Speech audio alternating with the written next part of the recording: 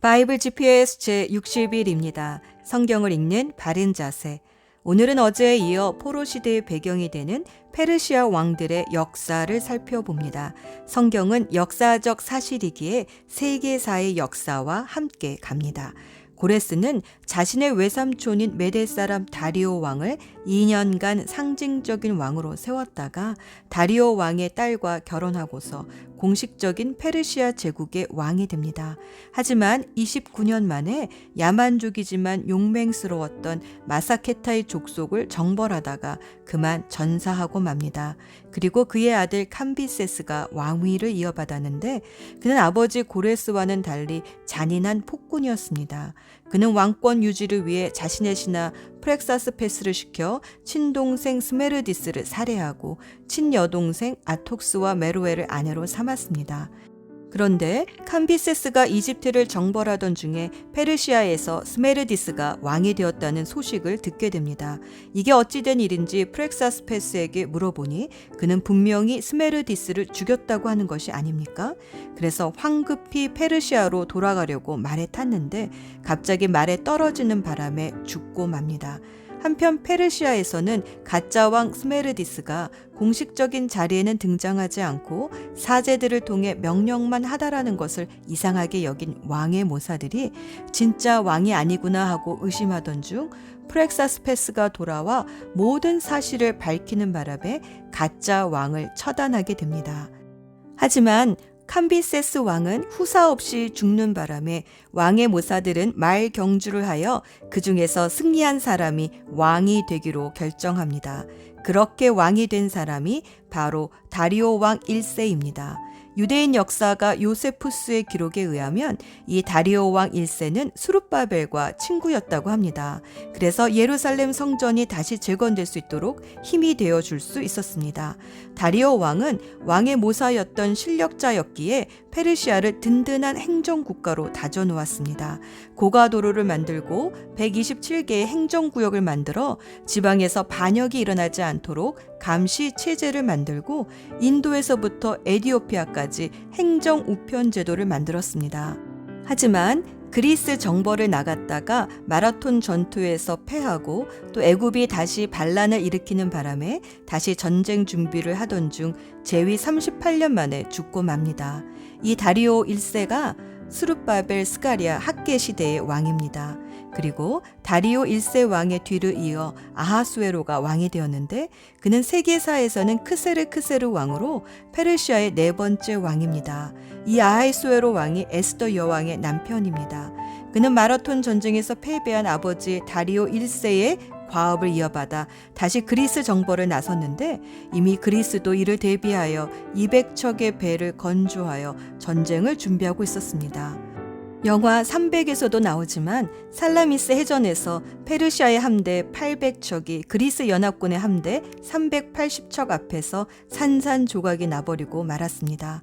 성경에서나 세계사에서나 전쟁의 승리는 수에 많고 적음에 달려있지 않다는 성경의 말씀은 진리인 것 같습니다. 포로 귀환 제2차, 3차 시대를 다스렸던 페르시아 왕은 아닥사스다입니다. 세계사에서는 아르타크세르로 알려져 있습니다. 요세푸스의 기록에 의하면 그는 경건한 신앙심이 있어서 제사장 에스라에게도 아낌없는 후원을 베풀고 재판권까지 주었는데 여기에서부터 사내들인 공회, 즉 제사장과 장로들이 나라의 재판권을 갖게 되는 최고 회의 권한이 시작된 것으로 여겨집니다.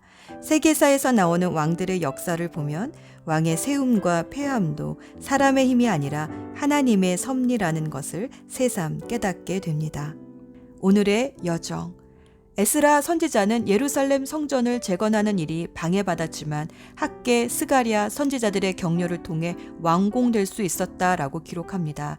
특히 유프라테스 서쪽 땅의 총독이었던 다뜨네의 방해로 성전 건축이 지연될 뻔하였으나 오히려 이 일로 고레스 왕의 칙령이 발견되어 다리오 왕의 전폭적인 지원을 받아 성전 건축을 완공하게 됩니다. 성전 봉헌식 날 에스라는 온 백성들과 함께 유월절을 지킵니다. 이스라엘 역사에서 유월절은 늘 새로운 시작을 기념하는 절기가 되곤 했습니다. 학계 선지자가 성전 건축을 격려했다면 스가랴 선지자는 나에게로 돌아오라, 나도 너희들에게로 돌아오겠다 하는 하나님의 말씀을 전하면서 회개와 영적 각성을 촉구하고 오실 메시아를 위해 성전 건축이 반드시 필요하다는 비전을 제시해 주었습니다. 스가랴는 1에서 8장까지는 성전 건축을 독려하는 8개의 환상과 격려의 메시지, 그리고 9장부터 14장까지는 이제 성전에 임하실 메시아와 메시아 왕국에 대한 예언의 말씀, 이렇게 크게 두 파트로 나누어집니다. 오늘은 스가랴 전반부를 읽습니다. 예루살렘의 삶은 고단했습니다. 가뭄과 성벽이 없는 도성 안에서 이방인들의 위협과 끊임없는 성전 건축 방해 공작으로 그들은 기운을 잃어가고 있었습니다. 그때에 하나님은 학계 선지자를 통해서는 도전하시고 스가랴 선지자를 통해서는 격려와 비전을 보여주셔서 이들을 위로하셨습니다. 특히 스가랴 선지자가 본 8개의 환상은 성전 건축이 단순히 땅에서만 일어나는 일이 아니라 하늘의 하나님도 함께 역사하고 계시는 일임을 보여줍니다. 첫 번째 환상은 4마리의 말을 탄 천사들이 아직 아무 일도 일어나지 않는 조용한 세상을 주님께 보고드리며 약속하신 70년의 시간이 지났음을 상기시켜 드리자 하나님은 더 이상 안일함을 두고 보지 않으시겠다며 측량줄을 가지고 예루살렘과 성전을 지을 것이라 말씀하십니다. 두 번째 환상은 대장장인 4명을 불러 예루살렘을 위협했던 짐승의 뿔, 즉 주변 강대국을 상징하는 4개의 뿔을 꺾겠다 말씀하십니다. 이제 더 이상 예루살렘은 강대국들의 방해로 성전 건축을 멈추는 일은 없을 것입니다. 세 번째 환상은 측량줄을 잡은 사람이 예루살렘을 측량합니다. 왜냐하면 이제 예루살렘은 하나님이 거하실 처소가 될 것이기 때문입니다. 하나님은 친히 예루살렘을 에워싸는 불성벽이 되어주시겠다며 아직 북쪽 땅에서 예루살렘으로 귀환하지 않는 사람들에게 빨리 예루살렘으로 돌아오라 하십니다. 성전 건축이 지연되었던 이유는 하나님께서 보내주셨던 지도자 여호수아 제사장과 스룹바벨이 힘을 잃었기 때문입니다. 네 번째 환상으로 하나님은 사탄의 참소로 더러워진 여호수아 제사장에게 새 옷과 깨끗한 관을 씌워 주십니다.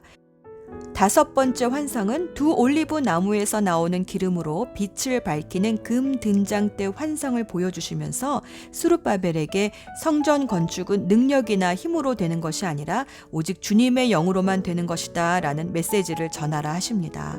또 두 올리브 나무처럼 스룹바벨과 여호수아 제사장을 하나님의 일꾼으로 부르셨으니 힘을 내라 하십니다.